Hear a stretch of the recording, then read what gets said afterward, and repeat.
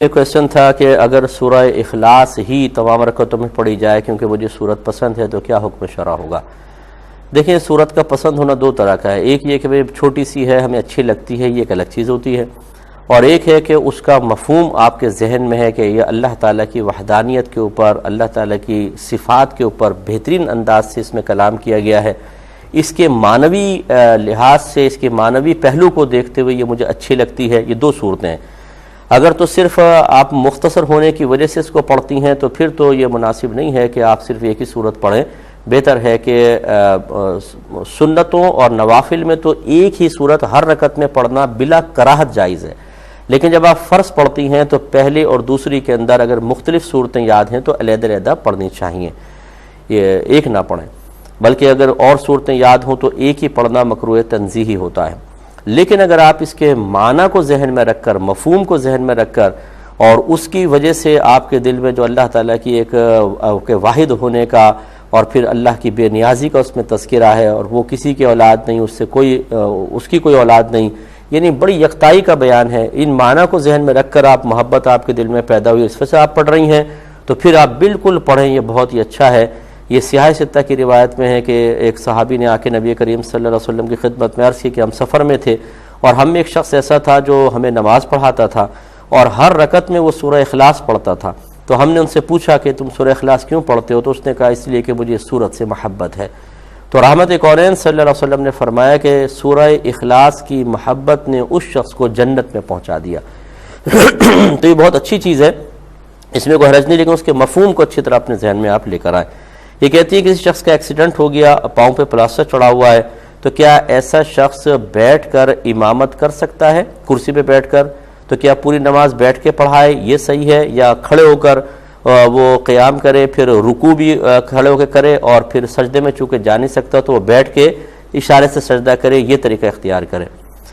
دیکھیں، مسئلہ یہ ہے کہ بالکل یہ امامت کر سکتے ہیں۔ جو شرعی معذور کہا جاتا ہے نا کہ معذور امام نہیں ہونا چاہیے، وہ شخص جو اپنی طہارت باقی نہ رکھ سکتا ہو، پیشاب کے قطرات آتے ہیں، بلڈ نکل رہا ہے، اور دیگر مسائل ہیں۔ یہ نہیں ہے کہ جسے بعض ہم سے بھولے پن میں پوچھتے ہیں کہ جی ہمارے امام صاحب کی ٹانگ خراب ہے، وہ معذور ہے، اور سنا ہے کہ معذور امامت نہیں کر سکتا، تو ان کی امامت کا حکم کیا ہوگا؟ تو یہ وہ والا معذور نہیں ہے، تو لہٰذا بالکل امامت کر سکتے ہیں۔ اور جب انسان سجدے پہ قدرت نہیں رکھتا تو قیام بھی اس سے ساقط ہو جاتا ہے، تو وہ بیٹھ کر ہی پوری نماز پڑھے، کوئی حرج نہیں ہے۔ یہ نہیں کہ وہ کھڑے ہو کر مطلب تکبیر لگائیں پھر رکوع، سجدے پہ چونکہ قدرت نہیں ہے تو پوری نماز بیٹھ کر وہ پڑھا سکتے ہیں، اس میں کوئی حرج نہیں ہے۔ یہ کہتے ہیں کہ یہ نماز میں جھومتی بہت زیادہ ہیں اور جان بوجھ کر بھی جھومتی ہیں، کہ مطلب ایک ذوق بعض اوقات نماز میں آتا ہے، تو کیا حکم شرع ہوگا؟ دیکھیں، شریعت کو سکون کے ساتھ اور ساکت حالت میں نماز ادا کرنا مطلوب اور محبوب ہے۔ نماز میں چونکہ ہم اللہ تعالیٰ کی بارگاہ میں ہوتے ہیں، سمجھ لیجئے ایسا تو نہیں ہے کہ جیسے ایک بادشاہ سامنے ہو، اس کے سامنے کھڑے ہوں، ایسا تصور تو قائم نہیں کرنا چاہیے، لیکن جو ہم سمجھانے کے لیے کہتے ہیں، جو ہمیں ایک شریعت نے تصور دیا ہے کہ تم اس طرح نماز ادا کرو گویا کہ تم اللہ تبارک و تعالیٰ کو دیکھ رہے ہو، اور اگر تم نہیں دیکھتے تو وہ تو تمہیں دیکھ ہی رہا ہے،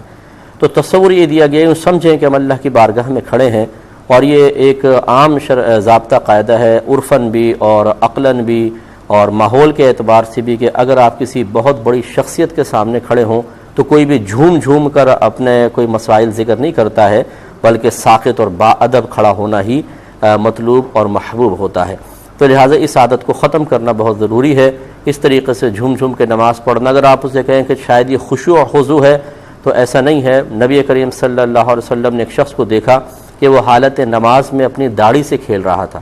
تو رحمت کونین صلی اللہ علیہ وسلم نے ارشاد فرمایا کہ اگر اس کے قلب میں خشوع ہوتا، یعنی اس کی توجہ مکمل طور پہ اللہ کی طرف، امور آخرت کی طرف ہوتی، دنیا کی طرف نہ ہوتی، تو اس کے اعضاء بھی خشوع پذیر ہوتے، یعنی ساکت ہوتا یہ اور پھر نماز ادا کرتا۔ تو اس لیے جھومنا یہ خلاف سنت ہے، ایسا نہ کریں۔ ایک بہن نے کویشچن کیا کر دیتا ہے، کبھی دو ہوتے ہیں لیکن بعض اوقات ایک کر دیتا ہے، اس کو یہ بھی یاد نہیں رہتا ہے کہ رکوع کیا ہے کہ نہیں کیا، تو اپنی یادداشت کو اچھا کرنے کے لیے کیا کیا جائے؟ دیکھیں، اگر تو یہ معاملات کسی بوڑھے شخص کے ساتھ ہیں تو پھر تو یہ بڑھاپا ہی ایک مطلب مسئلہ ہے اور سبب ہے، اور بہت ہی کم ایسا ہوتا ہے کہ ایسی صورتحال میں جب کثرت سے بیماریاں ہوں، بڑھاپا آ جائے، تو انسان کی یادداشت بحال رہے۔ یہ عموماً ہوتا ہے، تو پھر یہ تو اللہ کی طرف سے آزمائش ہے۔ ایسے لوگوں کو چاہیے کہ مطلب بار بار نماز کو دہرائے نہیں، اسی طرح نماز کو اپنے جاری رکھیں، اللہ تعالیٰ ضرور قبول فرمائے گا۔ اور اگر کسی جوان کے ساتھ ایسا ہے تو یہ اصل میں حافظے کی کمی نہیں ہوتی، یہ عدم توجہ ہی ہوتی ہے، ذہن کسی اور طرف گیا ہوتا ہے، کرکٹ کی طرف گیا ہوا ہے، کچھ اور فیس بک کی طرف، فضولیات کی طرف، اور چیزوں کی طرف، تو پھر انسان کو یاد نہیں رہتا، یا کام کی مصروفیات ہوتی ہیں، ایسا بھی ہے، ضروری نہیں کہ فضولیات ہوں، برڈن بہت زیادہ ہوتا ہے، اس وجہ سے ایسا ہو رہا ہے، تو پھر اس کو چاہیے کہ نماز سے پہلے اپنے مصلی پہ کھڑا ہو کر ارادہ کرے کہ آج میں اس طرح نماز ادا کروں گا کہ انشاءاللہ دنیا کا کوئی خیال دل میں نہیں لاؤں گا، اور مکمل توجہ کے ساتھ نماز ادا کروں گا۔ اور پھر جب وہ یہ ذہن کو حاضر رکھ کر نماز ادا کرے تو کہیں پہ توجہ نہ جانے دے، کسی وسوسے کو دل میں جگہ نہ دے، اور کنٹینیوسلی نماز کو ادا کرے۔ مجھے اللہ کی رحمت سے امید ہے اگر نماز کے آغاز میں اپنے ساتھ پختہ وعدہ کر لیا جائے، پختہ ارادہ کر لیا جائے کہ اب میں مکمل توجہ سے نماز ادا کروں گا، تو انشاءاللہ کوئی رکعت وغیرہ یا سجدہ بھولے گا نہیں۔ تو یہ بھول نہیں ہے حقیقتاً، یہ توجہ کسی اور طرف چلے جانا ہے، اس وجہ سے یہاں سے توجہ ہٹ جاتی ہے، اس کو ختم کرنے کی ضرورت ہے۔